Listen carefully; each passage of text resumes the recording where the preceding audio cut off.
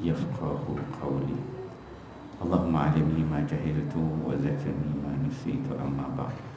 Yang dikasihi Tuan-Tuan Imam, Tuan-Tuan Bilal, Tuan-Tuan Siap, pengusi surau ahli dan kuasa surau, para asatizah, para alim ulama, tuan-tuan guru, hadirin hadirat muslimin muslimat yang dikasihi Allah sekalian. Alhamdulillah, syukur kita pada Allah Subhanahu wa taala dengan limpah kurnia waktu yang Allah berikan kepada kita dapat kita sama-sama hadir pada malam ini untuk solat maghrib berjemaah. Seterusnya Allah memberikan sedikit kelepangan waktu untuk kita sama-sama duduk lepas maghrib mendengar kuliah tazkirah maghrib pada malam ini. Moga ia menjadi amal-amal saleh yang memberatkan timbangan mizan amal-amal saleh kita di sisi Allah Subhanahu wa taala. Muslimin muslimat hadirin hadirat yang dikasihi sekalian, insya-Allah pada malam ini kita akan sambung pengajian kita.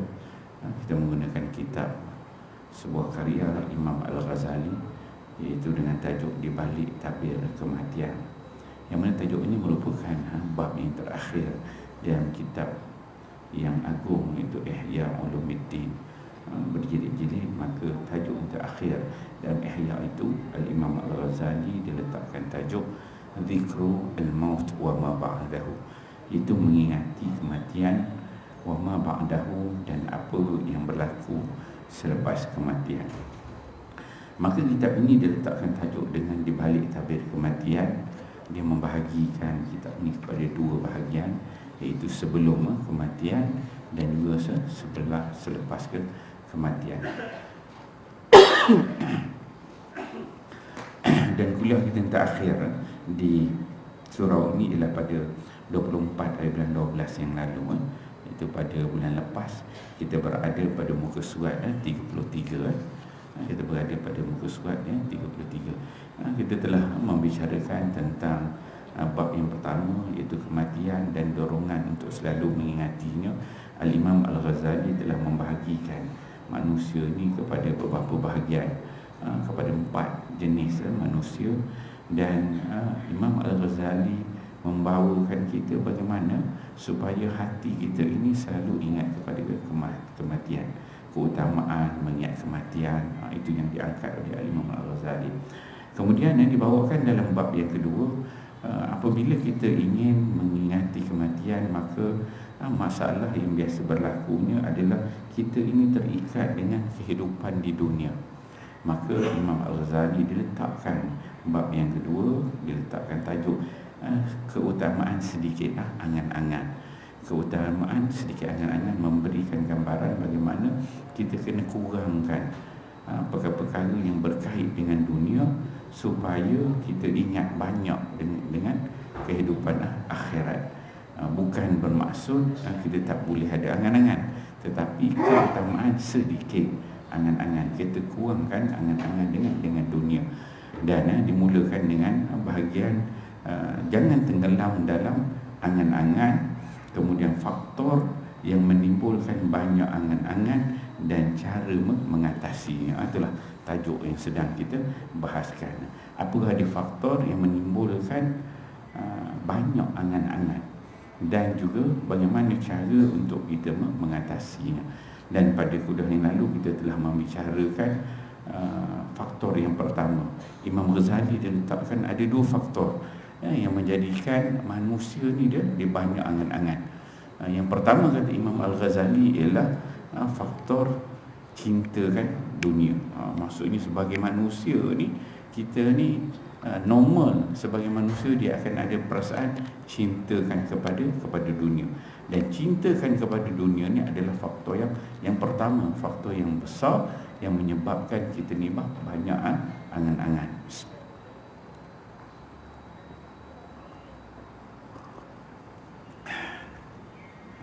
Maka Imam Al-Ghazali dibawakan beberapa contoh yang perlu kita ambil berat apabila membahaskan tentang cintakan dunia, yang mana akhirnya menyebabkan kita ni menunda-nunda, melambat-lambatkan untuk beramal kepada hari akhirat. Yang mana menyebabkan akhirnya bila kita tunda dengan sibuk dengan dunia ini, yang akhirnya menyebabkan kita akan menyesal. Okey, kita masuk yang kedua, iaitu faktor yang kedua kata Imam Al-Ghazali ialah disebabkan kebodohan. Kita ambil ni ada perenggan yang pertama, kita ambil sini. Faktor yang kedua iaitu faktor bodoh. Kata Imam Ghazali ni sebabkan bodoh. Bodoh menyebabkan kita ni banyak angan-angan. Tapi bodoh yang macam mana kata Imam Ghazali tu? Yang dikatakan tidak cerdik itu. Ya. Kata Imam Ghazali, setiap manusia cenderung memandang hebat masa mudanya, sehingga banyak yang menganggap dirinya mustahil mati dalam usia yang masih belia. Kata Imam Ghazali, manusia ni yang nak pergi relate dengan bodoh tu, kata Imam Ghazali, manusia ni secara umum dia rasa tengah hidup keadaan muda, sihat ini, dia merasakan bahawa seolah-olah dia mustahil mati. Dia merasakan yang mati itu hanyalah orang tua, orang yang sakit, orang tak sihat, itu orang yang nak mati. Tapi kalau muda, badan sihat ni, dia tak mati. Dia nampak begitu, merasakan sedemikian, kata Imam Ghazali kata. Orang yang perlu dikasihani ini tidak berfikir bahawa seandainya orang-orang yang sudah tua di negerinya dihitung, jumlah mereka tidak lebih 1/10 dari jumlah penduduk yang ada. Kata Imam Ghazali, jenis orang tua yang ada dekat mana-mana negeri ni zaman dia lah. Imam Ghazali dia kata kalau dihitung sebenarnya orang tua ni hanyalah 1/10 sahaja. Dia kata hal ini disebabkan angka kematian di usia muda jauh lebih tinggi. Kata Imam Ghazali, zaman dia ni orang muda lagi banyak mati daripada orang tua. Kalau kita tengoklah ini tuan-tuan, nak mati ni macam-macam cara. Yang banyak kita bergeraknya dengan aksiden. Tiap-tiap hari jangan kira lah.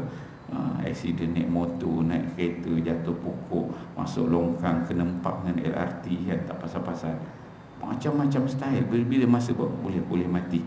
Cara kematian tu. Dan yang mati tu kebanyakannya orang muda. Berapa ramai hari ni orang tua yang elok hidup lagi, orang muda yang jaga orang tua tu, yang muda tu mati kan. Duk jaga orang tua tu sakit berangkai-rangkai, 3 serangkai, 4 serangkai, 5 serangkai, duduk atas katil ni. Yang ziarah dia tu mati tu berapa ramai kan. Jadi muda tu ramai yang mati dia. Kematian satu orang tua berbanding 1000 kematian anak kecil dan juga anak muda. Ini kata Imam Ghazali zaman dia ni lah. Kematian satu orang tua tu nak dibandingkan dengan ada 1000 kematian budak kecil dan orang muda. Dia letakkan nisbah pada zaman dia, nak tunjukkan bahawa yang muda, yang kecil itu kalau nisbahkan orang betul-betul dah tua, satu nisbah 1000 kata dia. Ni yang dikatakan apabila muda itu dia tak cerdik, dia katakan bodoh. Dia tak tahu bahawa bila-bila masa dia boleh mati. Dia kata. Tidak sedikit pula yang berfikiran mustahil kematian akan terjadi dalam keadaan ia sedang sihat walafiat. Ada yang jenis yang muda ni, dia merasakan mustahil lah mati sebab badan sihat kan. Mana ada orang muda-muda mati sihat walafiat. Orang muda ni dia kena cari dunia dulu kan, kejar seboleh mungkin. Kata Imam Ghazali, kematian tidak mungkin terjadi. Kata Imam Ghazali, orang muda ni dia berfikiran bahawa kematian itu tidak mungkin terjadi secara mendadak. Dia tak fikir mati itu boleh datang bila masa. Orang seperti itu tidak sedar bahawa semua itu sebenarnya bukan sesuatu yang mustahil. Sebab untuk mati ni syarat dia bukan tua. Apa syarat dia untuk mati, tuan-tuan? Mati ni syarat dia dah sampai ajal. Tu kena mati lah kan? Tak kisah umur dia 10 tahun ke 100 tahun ke. Kalau selagi umur dia belum sampai lagi 120, 130 pun dia tak mati lagi. Dia sampai ajal baru dia mati kan? Kalau dah tiba ajal itu, tuan-tuan pergilah dekat mana, pergi ke tempat paling selamat mana pun. Tu yang dalam Quran disebut fi burujim musyayyadah, dalam buruj Dia kata bintang yang sangat keras, sangat kukuh, duduklah nyuruk dalam itu, maka malaikat maut dia akan datang. Kalau duduk dalam bintang yang kukuh tu, saya rasa lagi cepat matilah, oksigen pun tak ada kan. Lagi cepat dia mati. Sebab ada kisah zaman Nabi Allah Musa alaihi salam, yang mana ada seorang sahabat ni, dia tengok ada seseorang yang dia tak kenal dekat Nabi Musa.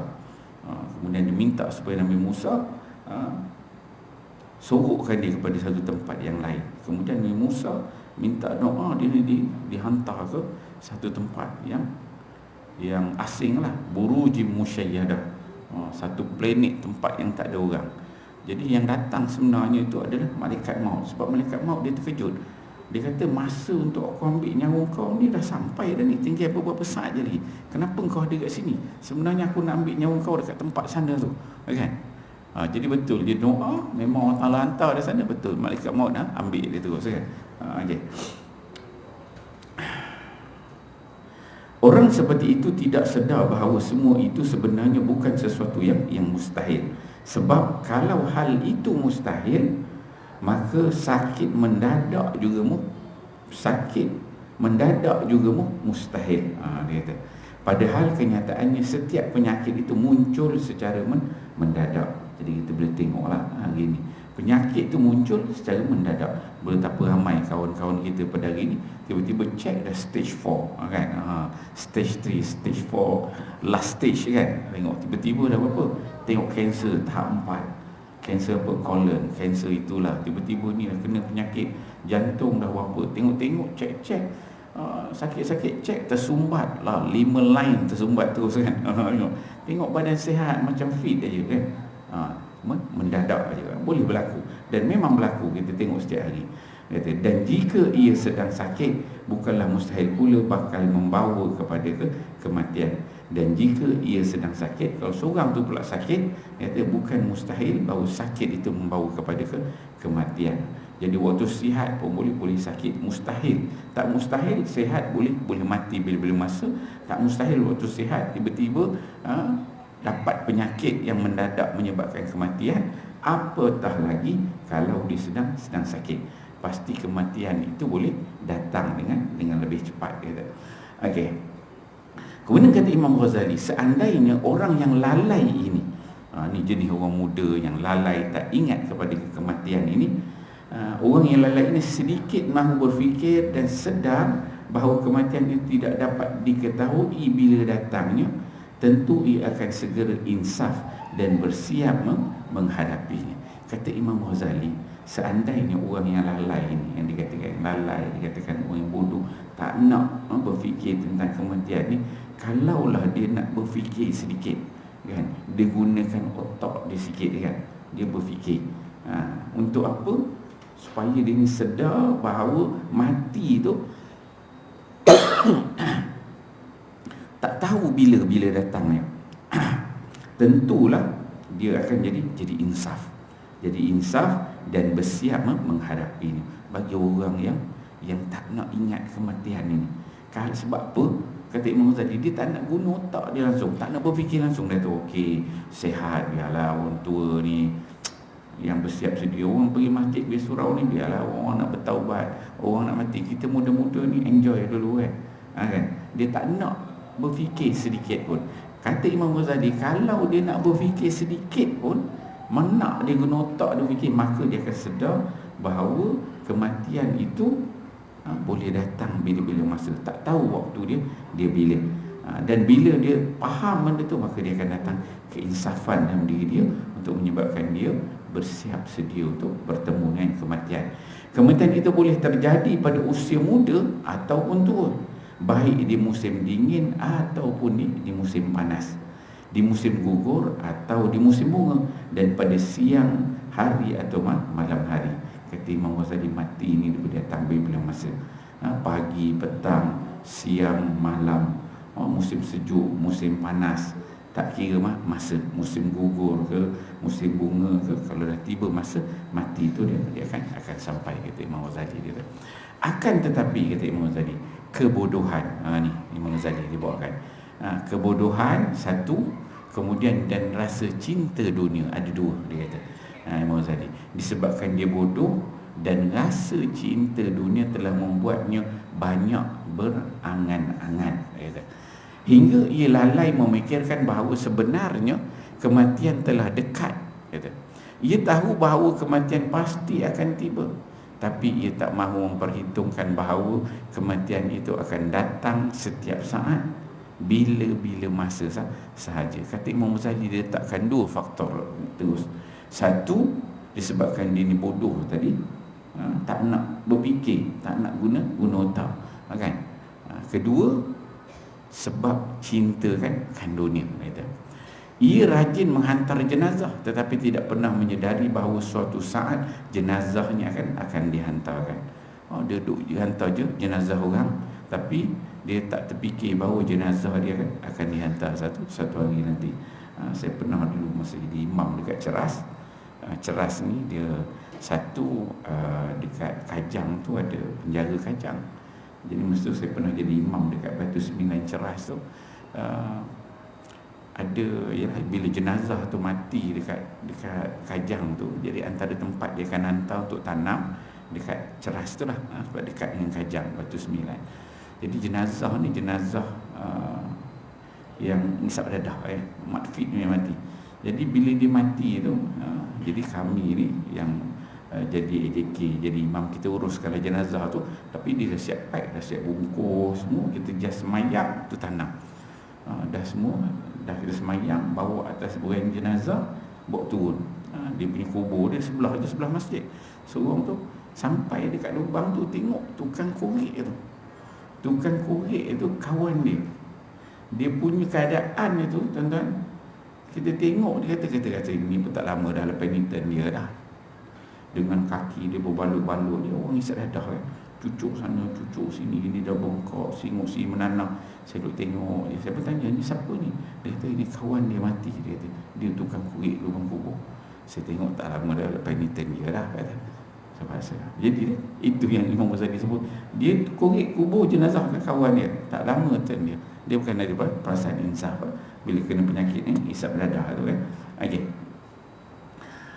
Orang seperti ini sudah berkali-kali dan sudah terbiasa menyaksikan kematian orang lain, namun ia sendiri tidak menyedari akan kematian diri sendiri.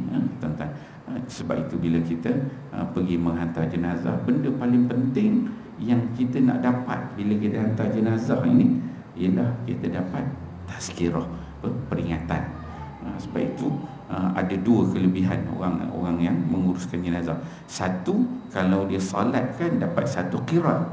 Qirat ni apa tuan-tuan? Nabi kata dia besar pahala dia macam bukit Uhud. Tuan-tuan yang pergi Madinah biasa tengok pergi Jabal Uhud, Bukit Uhud, tempat berlakunya peperangan Uhud itu. Dekat situ boleh tengok besarnya satu bukit besar warna kemerah-merahan. Orang yang semayangkan jenazah dapat satu qirat, dan kalau dia sampai tanam jenazah tu dia dapat dua qirat, dua pahala. Maksudnya dua pahala besar bukit Uhud. Dan benda yang paling penting bila kita dengar talqin ialah untuk dapat peringatan. Jadi setiap kali kita pergi tengok jenazah kawan, teman, saudara mara kita menghantar jenazah, maka yang perlu kita dapat ialah peringatan daripada tengok orang yang mati tu, terbayang bila lah turn kita akan sampai. Dia kata, namun ia sendiri tidak menyedari akan kematian diri sendiri. Tentu sahaja kerana ia belum pernah mengalami kematian, kata Imam Ghazali. Cuba kalau ia pernah mengalaminya, pasti itu akan merupakan pengalaman yang tidak akan pernah berulang. Baginya, kematian akan menjadi pengalaman yang pertama sekaligus yang terakhir. Jadi seharusnya ia membandingkan dirinya dengan orang lain dan sedar bahawa jenazahnya akan diusung oleh orang lain, kemudian dimasukkan ke liang lahat. Jadi bila kita tengok jenazah yang ditanam tu, kita kena bayang kalau diri kita lah yang berada pada tempat jenazah itu, orang usung, orang angkat, orang tanam. Kalau kita berada pada tempat itu, sebenarnya apa persiapan yang perlu ada pada diri kita. Bahkan boleh jadi batu bata penutup kuburnya telah dibuat untuknya tanpa ia ketahui. Jadi pengajaran boleh kita ambil itu, tengok batu bata bila tutup ni, tengok sebelah tu kosong lagi lubang. Terfikir, tantah sebelah ni lubang ni aku punya, kita aku kan. Tengok batu-bata ni lah batu-bata yang akan tutup badan aku nanti. Tu. Boleh jadi sebelah itu tempat kita kan. Okey. Maka tindakan menunda-nunda adalah nyata sebuah kebodohan. Kata-kata Imam Ghazali, perbuatan yang tidak mengambil pengajaran daripada mengantar jenazah orang mati, tidak memikirkan keadaan dia, tak memikirkan bahawa lepas ni mungkin turn dia pula. Dia pun dalam waktu yang sama, dia tak ubah diri dia masih menunda-nunda lagi untuk melakukan amal-amal kebaikan. Maka inilah yang disebut oleh Al-Imam Al-Ghazali sebagai sebuah kebodohan. Jadi tak cerdik sebenarnya. Tak cerdik itu bukan otak tak cerdik, tak belajar sana sini, tapi tak cerdik dalam erti kata dia tak nampak sebenarnya kehidupan dunia ni ada kehidupan yang sementara. Bila-bila masa Allah Subhanahu Wa Taala boleh ambil nyawa dia tak nampak benda tu. Dia rasa dia sihat, okey je. Tengok orang mati, dia pun tak rasa apa, settle urus. Orang mati settle urus, dia tak rasa turn dia akan datang bila-bila masa. Maka itu kebodohannya. Kata Imam Ghazali, jika anda sudah mengetahui bahawa penyebabnya adalah kebodohan dan cintakan kepada dunia, maka terapi atau cara mengatasinya ialah dengan menolak penyebab tersebut. Kata Imam Ghazali. Jadi bagaimana tajuk ini yang nak diangkat oleh Imam Ghazali, bagaimana cara untuk kita mengatasi dua faktor tersebut, faktor cintakan dunia dan juga faktor kebodohan itu. Bagaimana kita nak atasi dia? Maka kata Imam Al-Ghazali, cara mengatasinya ialah dengan menolak penyebab tersebut. Kita kena tolak dua-dua penyebab ni. Kalau dia katakan bodoh, kita tak boleh jadi bodoh. Kita kena jadi cerdik, berfikir apa yang akan berlaku. Kalau dia katakan cintakan kepada dunia, maka kita kena ubah. Jangan cintakan dunia, kita kena cintakan kepada akhirat. Tu dua yang diletak oleh Imam Ghazali ni. Okey. Bagi mengatasi kecintaan kepada dunia, ni yang pertama Imam Ghazali disebut. Bagi mengatasi kecintaan kepada dunia adalah dengan mengeluarkan dunia itu dari hatinya. Dia problem dia orang yang cinta ke dunia ni sebab dunia di hati dia, kan? Dalam hati dia ada dunia, kan? Itu problem dia. Jadi Imam Ghazali dia kata, cara dia bagaimana kita nak jadikan kita ni hilang cintakan dunia, kena dunia daripada dalam hati tu kena kita bawa keluar. Letak dunia dekat luar hati kita, bukan dalam hati. Bila dalam hati tu dia memang nakkan dunia lagi dan lagi. Dia tak lepas daripada dunia. Sebab apa? Sebab dunia tu dalam hati. Kalau dia letakkan dunia tu dekat luar, baru dia rasa tenang. Selagi mana dia tak dapat keluarkan dunia daripada hati dia, dia akan terikat, tuan-tuan. Apa-apa pun dia akan fikir untuk kepentingan dunia. Ada satu pepatah orang Urdu, dia kata duiti daki duniahi, duiti nahi muhabbat syalohi. Dia kata duiti daki duniahi, duit ni dia kata daki dunia sahaja. Duit tu daki dunia sahaja. Duiti nahi muhabbat syalohi. Kalau duit tak ada, muhabbat syalohi, yang dia sayang dekat rumah pun lari. Itu dunia ni keadaannya. Ini memang sangat-sangat berat, kata Imam Ghazali, kerana sudah menjadi penyakit kronik yang sukar diobati oleh orang-orang terdahulu maupun orang-orang kemudian. Jadi penyakit dunia yang melekat pada hati ini bukan baru hari ini dibicarakan, tapi penyakit ini dah melekat start pada zaman dahulu sampai sekarang dan juga zaman akan datang. Itu memang sebab apa? Dunia dana yadnu dunia. Dunia ni benda yang dekat. Dana yadunu dunia, benda yang dekat yang kita dan kita nampak. Jadi kita akan sentiasa sehari-hari bersama dengan dunia. Sedangkan akhirat benda yang jauh, ukhrawi, yang jauh. Dunia dia benda yang dekat. Okey. Tidak ada ubatnya sama sekali selain iman atau mempercayai hari kiamat, kerana azab yang besar dan balasan pahala yang melimpah ruah. Jadi Imam Ghazali dia kata bagaimana cara nak mengatasi tadi. Tadi pertama disebutkan keluarkan dunia daripada hati. Dan dunia itu susah dia kata, sebab penyakit ni pada dulu sampai sekarang memang ada. Jadi bagaimana kita nak keluarkan dunia tu daripada hati? Dia kata ubatnya ni dos yang disediakan oleh Imam Ghazali. Dos dia apa? Dia kata sama sekali tidak lain adalah yang pertama, dia kata iman. Kena ada dalam diri itu ada iman. Iman artinya apa tuan-tuan? Iman artinya percaya. Bila kita percaya sesuatu, baru tindakan boleh diambil. Tuan-tuan percaya dengan rukun-rukun iman, percaya kepada Allah, percaya kepada malaikat, percaya kepada hari kiamat. Maksudnya dari segi keimanan, kita dah ada dah kepercayaan. Kita percaya ada kematian, percaya adanya hari akhirat, percayanya ada qada dan qadar Allah, percaya ada timbangan, mizan, semua rukun-rukun iman tu semua kita percaya. Jadi bila dalam hati ini ada iman, ada kepercayaan, ada keyakinan, maka pada ketika itu baru dunia itu boleh kita bawa keluar. Itu langkah yang pertama. Baru dunia itu boleh dikeluarkan daripada hati. Sebab dia percaya hidup ni sementara. Akhirat tu yang kekal abadi. Kejar dunia, dia sementara. Tipu orang ke, buat benda jahat ke, tanpa terfikir aku ni mati besok dihisap oleh Allah Subhanahu Wa Taala. Lepas tu percaya akhir sekali. Kalau rukun iman tu dia kata letak percaya apa? Kepada qada dan qadar Allah.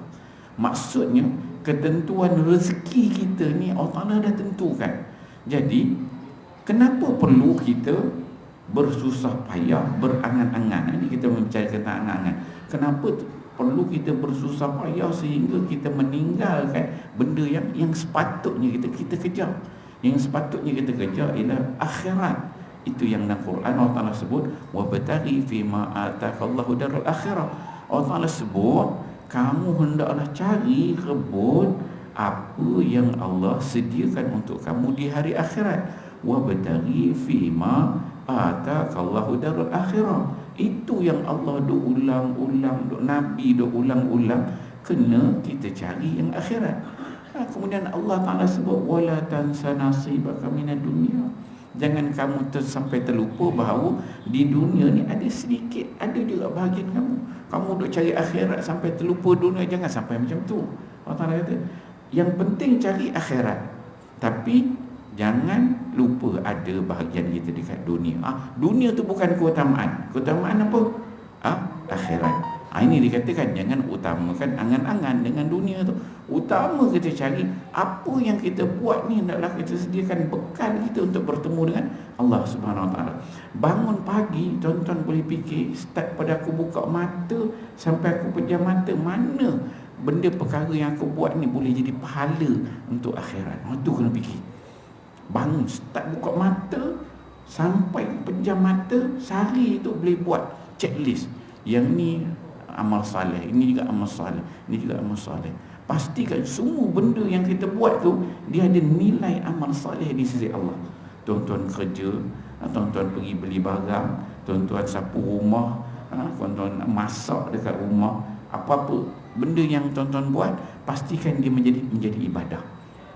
Ingat, ya Allah Tuhanku, aku ni hidup ke bumi ni sebagai hamba Engkau ya Allah, untuk beribadat kepada Engkau ya Allah. Jadi pada aku buka mata ni sampai tidur ni ya Allah, Kau jadikanlah seluruh amalan aku daripada buka mata saya pejam sebagai ibadat dan dinilai amal-amal soleh singkat.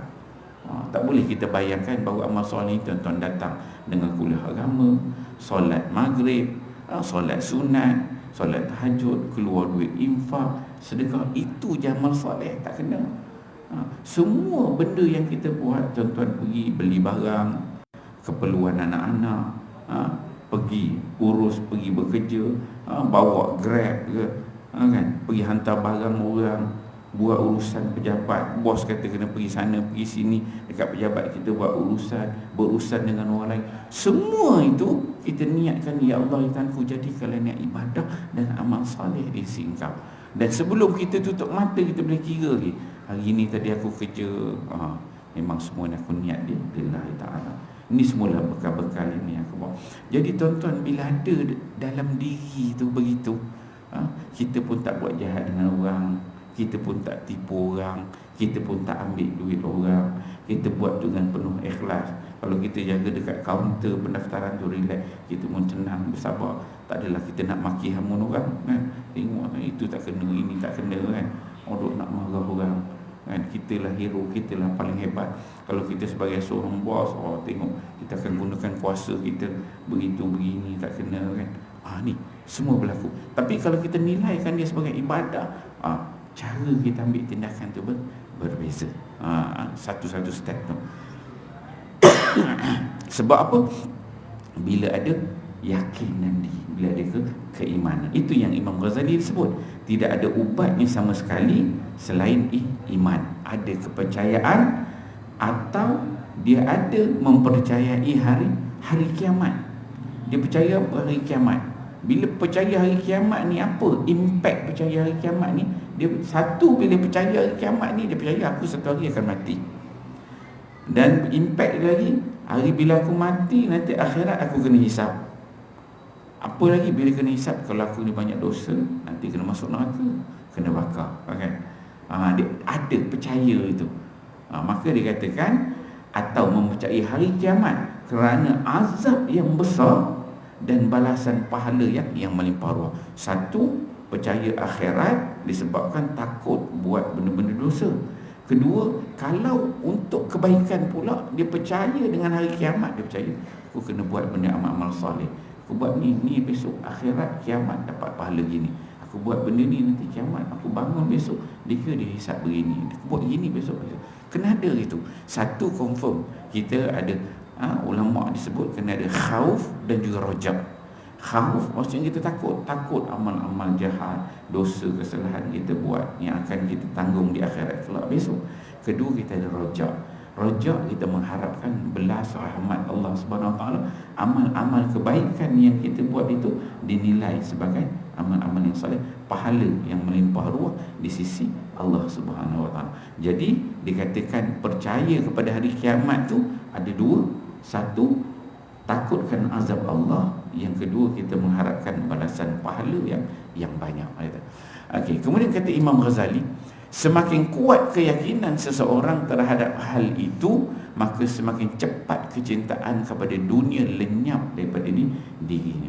Jadi impact daripada dia menjadikan ada iman dalam diri dan juga percaya kepada hari kiamat ni tadi, bila benda tu kukuh dalam diri dia, satu, nak keluarkan tadi, nak keluarkan dunia daripada hati, tak tahu cara dia, susah, kan? Jadi bila ada iman, ada hari kiamat. Maka Imam Ghazali dia kata, bila ada iman kiamat tu kuat dalam diri, semakin kuat, semakin yakin, semakin dia beramal dengan kepercayaan iman dan juga hari akhirat itu, maka semakin cepat kecintaan kepada dunia lenyap dalam diri dia. So bukan tak ada langsung dunia tu, tuan-tuan, dia akan ada dan mati, tapi dia akan slow, dia akan lenyap sikit. Dia akan keluar daripada hati dia. Tu yang perlu ditanam. Perlu ditanam dengan keimanan dan takutkan bertemu dengan Allah SWT, mengharapkan pahala. Maka ini dia bukan maksudnya kita percaya terus jadi orang baik, perangai macam malaikat tu, tak, bukan begitu.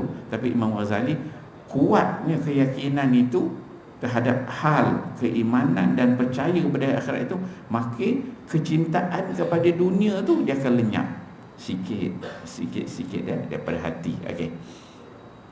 Kemudian kata Imam Ghazali, kecintaan terhadap sesuatu yang sangat penting akan menghapuskan kecintaan terhadap hal yang remeh dari dalam hati. Apabila dia dah boleh bina dah dalam diri seseorang itu cintakan kepada akhirat, dengan ada keimanan, dengan risau, takut, khauf dan rojak kepada Allah, maka kata Imam Ghazali, kecintaan terhadap sesuatu yang sangat penting, apa dia? Sangat penting akhirat, kematian, mizan, pertimbangan, maka dia kata akan menghapuskan kecintaan terhadap hal yang remeh dari dalam hati, dari dalam hati. Maka cinta pada dunia dia akan jadi remeh. Alah, benda ringan je ni, tu ini, benda simple. Dia tak rasa dunia ni satu benda yang besar. Dia merasakan dunia ni benda yang sementara, benda yang kecil aja. Sedangkan dia kena fikir kehidupan yang kekal abadi di akhirat. Jadi apa-apa yang berlaku dekat dunia ni, dia dah rasa benda tu remeh, dan dia boleh handle. Relax, sabar, tenang. Dia kata ini sementara je.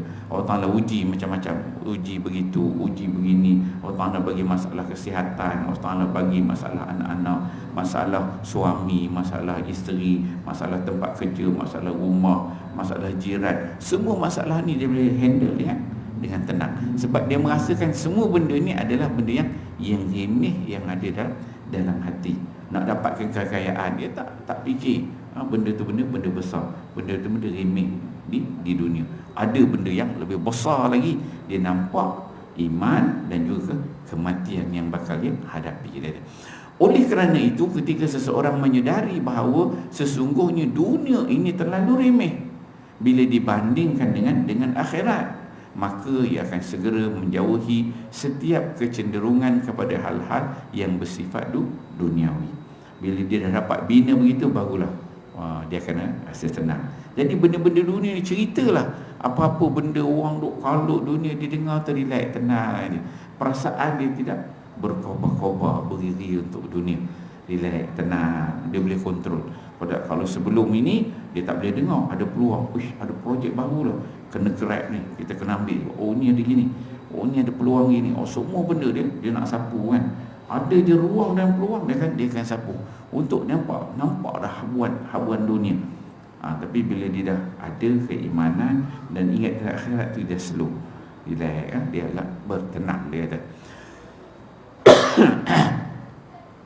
sekalipun misalnya ia diberi kekuasaan yang membentang dari timur sampai ke barat, kalau dia ni, kata Imam Ghazali, tiba-tiba takdir Tuhannya, Allah berikan kuasa pada dia, jadi agung ke, jadi Perdana Menteri ke, jadi menteri besar ke, jadi orang-orang besar, menteri-menteri yang lain, kuasa ada pada dia dan dibentangkan kepada dia daripada timur sampai ke barat dunia ni.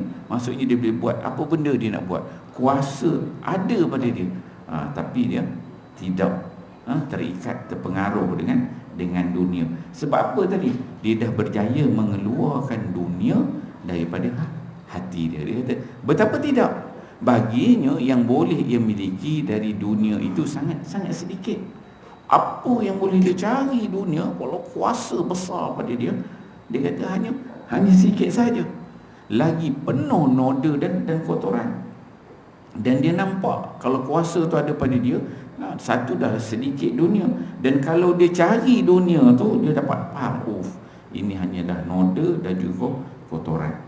Benda-benda banyak terlibat dengan dunia ni, dia akan menyebabkan lagi banyak salah dan silap, dosa yang akan berlaku. Bagaimana mungkin dia akan bergembira terhadap dunia? Maka keadaan sedemikian menyebabkan seseorang tu dia dah tak rasa seronok dah dengan perkara dunia ini. Atau bagaimana dunia dapat berada dalam hati kalau ia tetap percaya akan adanya kehidupan akhirat. Kata Imam Ghazali, bila dah keadaan sedemikian, macam mana dunia tu boleh duduk dalam hati dia? Dia dah ingat kepada akhirat, kan? Bagaimana dunia dapat berada dalam hati dia kalau dia percaya akan adanya kehidupan akhirat yang kekal abadi? Yang betul kekal abadi ada dalam diri dia, kepercayaan itu. Maka dunia ni dia rasa kecil lah, sementara je, dia boleh handle semua dengan tenang, dengan sabar. Ni sementara je, sabar. Allah Ta'ala bagi umur berapa, 60, 70, 80 tahun, dia mati besok. Akhirat ni perlu kita prepare dengan sebaik mungkin. Jadi dunia tu tak berada dalam hati dia. Kita selalu memohon kepada Allah, semoga dia berkenan membuat kita mampu melihat dunia sebagaimana yang dilakukan oleh hamba-hambanya yang saleh di masa lalu. Imam Ghazali ya. Lepas dia tanya semua, dia ceritakan tentang kebodohan ini. Begitu, begini, satu step by step, bagaimana penyakit cinta dunia, nak buangkan dunia dalam hati, apa step perlu dibuat. Akhir sekali Imam Ghazali dia berdoa, dia kata, kita selalu memohon kepada Allah Subhanahu Wa Taala, semoga Allah berkenan membuatkan kita ini mampu melihat dunia. Jadi Imam Ghazali dia minta supaya kita ni semua, tuan-tuan saya dan tuan-tuan ni, kita sama-sama ni dapat melihat dunia ini sebagaimana yang dilakukan oleh hamba-hambanya yang saleh di masa lalu. Tengok start zaman Nabi Adam alaihissalam sampai zaman Nabi Muhammad, para sahabat, para salafus saleh, bagaimana mereka ini melihat dunia, bagaimana mereka ini mengeluarkan dunia daripada hati mereka. Jadi Imam Ghazali minta pada Allah supaya kita dapat tengok hati kita begitu.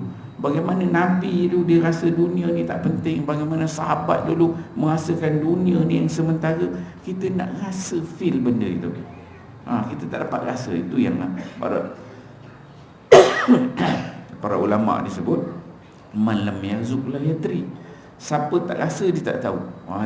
Bagaimana orang tu dia nak sampai dia dapat rasakan bahawa dunia ini adalah benda yang sementara, dan nak keluarkan dunia daripada hati itu bukan benda yang senang, benda yang sangat-sangat susah. Dan bagaimana kita nak rasa sebagaimana hamba-hamba Allah yang soleh boleh buat. Tuan-tuan boleh bayangkan bagaimana kita dapat hati, cara berfikir sebagaimana Abu Bakar As-Siddiq, bagaimana cara kita berfikir hati kita ini sebagai hati Umar Al-Khattab, hati yang sedemikian ya. Azan itu bila azan.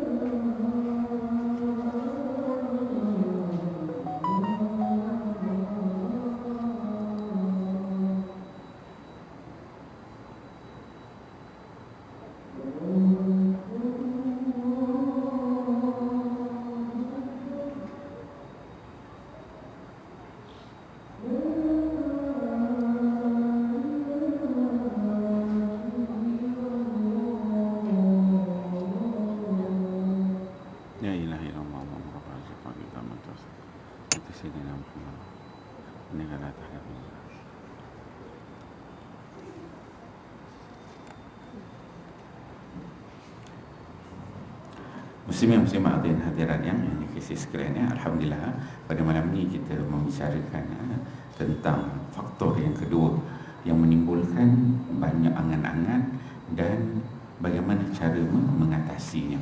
Kita dah membahaskan faktor yang kedua, faktor kebodohan yang disebutkan oleh Al-Imam Al-Ghazali apabila seseorang tu dia tidak merasakan bahawa dia itu boleh mati bila masa waktu muda. Tak semestinya sihat, tak semestinya sakit baru mati, orang sihat pun boleh mati. Itu bentuk-bentuk yang diangkat oleh Imam Al-Ghazali yang mana menyebabkan seorang tu dia menunda-nunda kebaikan amal-amal soleh yang dibuat. Inilah yang menjadikan ia seorang yang bodoh, orang kata. Dan cara bagaimana kita nak memperbaiki cintakan dunia itu, cara nak mengatasi dia dan juga kebodohan tu, maka Imam Ghazali dia kata kena ada dua. Satu tadi kena ada iman dalam diri dan percaya tentang hari kiamat. Kemudian dihuraikan tentang bagaimana iman dan juga hari kiamat itu boleh menyebabkan perubahan pada hati seseorang, mengeluarkan dunia tu daripada hati dan diisi dengan iman dan juga akhirat, menyebabkan dunia tu tak nak dekat sebab dia berfikir tentang akhirat. Okey, kita sambung, ambil sikit lagi kita habiskan bahagian ini. Kemudian kata Imam Al-Ghazali, dia kata, maka dia kata ubat paling mujarab, ubat paling mujarab untuk membuat hati mahu merenung, ubat paling mujarab untuk membuat hati mahu merenungkan kematian ialah dengan mengambil pelajaran dari kematian. Ini bagaimana ubat yang paling mujarab. Kita nak ubah hati kita tu, ada 3 perkara penting yang Imam Ghazali dia sebutkan. Kita nak ubah tu, nak ubahkan supaya tak ada unsur kebodohan dalam diri dan juga cintakan dunia. Pertama, Imam Ghazali disebutkan ubat paling mujarab adalah dengan merenung kematian, mengambil pelajaran dari kematian orang yang terdekat. Bagaimana mereka dijemput oleh kematian pada saat-saat yang tidak pernah mereka sangka. Tengok orang sihat-sihat tiba-tiba mati. Semalam baru sembang elok, keluar kena langgar mati. Tengok elok sembang tu sakit jantung mati. Tengok tiba-tiba cek doktor dah tahap 4, duduk 2 minggu, doktor kata dah kena bawa balik dah. Hospital tak nak terima lah. Hospital dah kata dah boleh angkat bawa balik dah. Dah tak boleh buat apa dah kan. Tu sampai gitu. Kena tengok, dia kata apa, mengambil pelajaran dari kematian orang yang terdekat.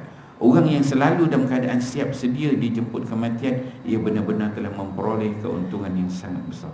Jadi kata Imam Ghazali, orang yang sedar keadaan ini, yang sentiasa bersedia untuk kematian ni, dia dapat keuntungan yang besar.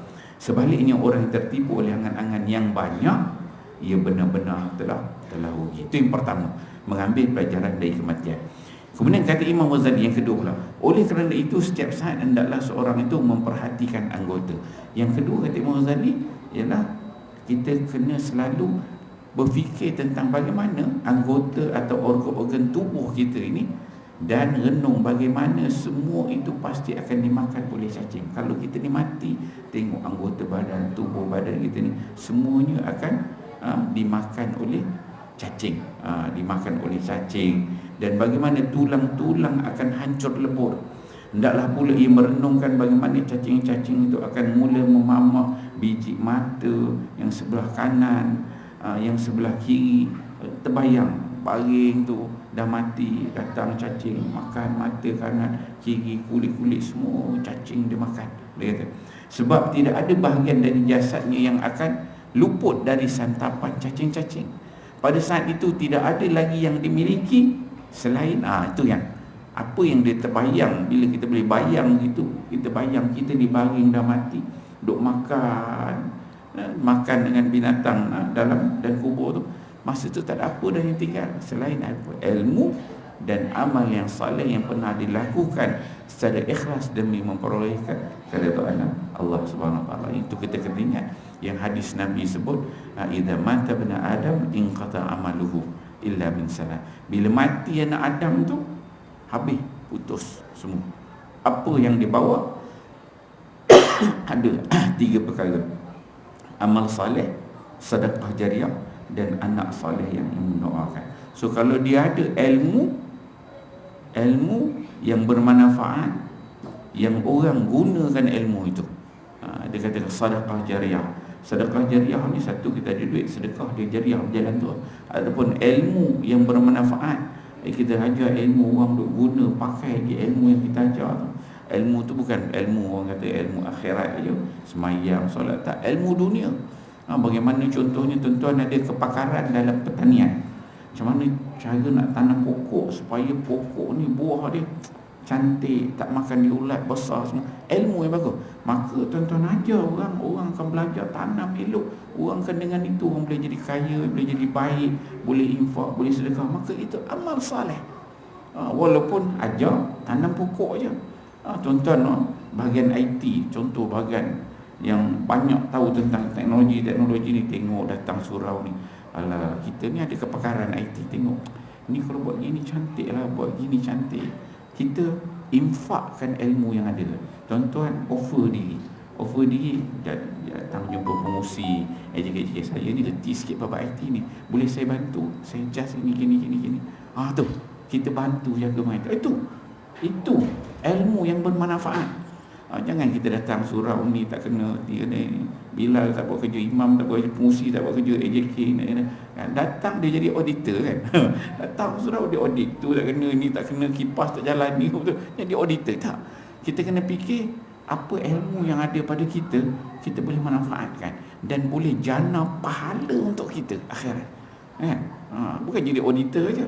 Tengok, ni aku ada gini, dia orang ni mungkin dia orang tahu, tak tahu.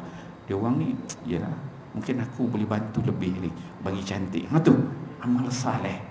Kan? Cantik dapat. Kalau jiwa, cara kita berfikir gitu cantik. Kan? Apa-apa kita buat, mana-mana kita pergi, kita akan nampak apa kita boleh sumbangkan. Kita bukan cari salah, kita fikir kenapa benda ni tak jadi cantik sebagaimana apa yang aku tahu. Jadi aku kena bantu supaya cantik sebagaimana yang aku tahu. Bukan nampak ini buat gini cantik. Cantik itu. Maksud otak cara berfikir tu set up dia kena cantik. Okey. Ilmu amal saleh yang pernah dilakukan secara ikhlas demi memperoleh keridaan Allah Subhanahu wa taala. Jadi memang mengharapkan redha Allah Subhanahu wa taala. Okey, kita habiskan satu perengan lagi. Demikian pula ia harus merenungkan tentang azab kubur. Yang ketiga Imam Ghazali sebut azab kubur. Tadi mula kematian, orang sekeliling, tepi. Yang kedua, fikir tentang badan kita ni semua hancur, kena makan. Dan ketiga, kata Imam Ghazali, fikir pula bukan setakat badan tu dah hancur, makan di binatang cacing, tapi kita fikir sebenarnya ada azab kubur. Tentang azab kubur, pertanyaan malaikat, Munkar, Nakir, peristiwa pengumpulan di padang mahsyar, bagaimana pula kebangkitan kita kembali, huru-hara hari kiamat yang akan kita lalui, perhitungan amal kita seperti yang akan kami kemukakan nanti. Jadi benda ni dia akan, kita ni duduk bahagian pertama lagi, kita akan masuk bahagian kedua nanti selepas kematian. Jadi ini Imam Ghazali dia dah berikan gazet sikit, bagi kita nampak apa akan berlaku selepas kematian nanti. So azab kubur tu kena fikir, dan kebangkitan mahsyar, bagaimana perkiraan pertimbangan amal kita nanti. Okey, dengan merenung semua itu, kata Imam Ghazali, ada tiga tadi. Nak renung apa? Kawan-kawan yang mati, renungkan semua tubuh badan kita dimamah oleh cacing. Kemudian yang ketiga, renungkan tentang azab kubur yang akan kita lalui. Dengan merenung semua itu boleh memperbaharui ingatan kepada kematian di dalam hati, dan mendorong kita agar selalu dalam keadaan bersedia menghadapinya. Ini Imam Ghazali dirumuskan bagaimana cara nak mengatasi yang banyak angan-angan tadi. Disebabkan apa? Cintakan dunia dan disebabkan kebodohan. Kata Imam Ghazali, insya-Allah tuan-tuan dia boleh kita baca begini, kita bolehlah nilai saya, nilai diri saya dan tuan-tuan sama-samalah kita nilai diri kita masing-masing. Apa sebenarnya preparation, persediaan kita, dan bagaimana angan-angan kita dengan dunia ni supaya kita boleh letakkan pada landasan yang terbaik untuk kita bertemu dengan Allah SWT. Jadi saya rasa itu berhenti dulu. InsyaAllah kuliah akan datang kita akan masuk tajuk baru, bagaimana tingkatan manusia dengan kaitan dengan angan-angan. So Imam Ghazali diletakkan beberapa tingkat manusia yang terkait dengan angan-angan di dunia ni, insya-Allah. Auzubillahi minasyaitonirrajim. Bismillahirrahmanirrahim. Alhamdulillahirabbil alamin wassalatu wassalamu ala asyrafil anbiya'i wal mursalin wa ala alihi washabihi ajmain. Allahumma ij'al jama'ana hadza jama'an marhuma wa tafarraqana min ba'dihi tafarruqan ma'suma wa la taj'al lahum fina wa la ma'ana wa la yattabi'una syaqiyya wa la matruda wa la mahruma bi rahmatika ya arhamar rahimin. Rabbana atina fid dunya hasanah wa fil akhirati hasanah wa qina adzabannar. Wa sallallahu ala sayyidina Muhammad wa ala alihi washabihi wasallam. Alhamdulillahirabbil alamin. Assalamualaikum warahmatullahi wabarakatuh.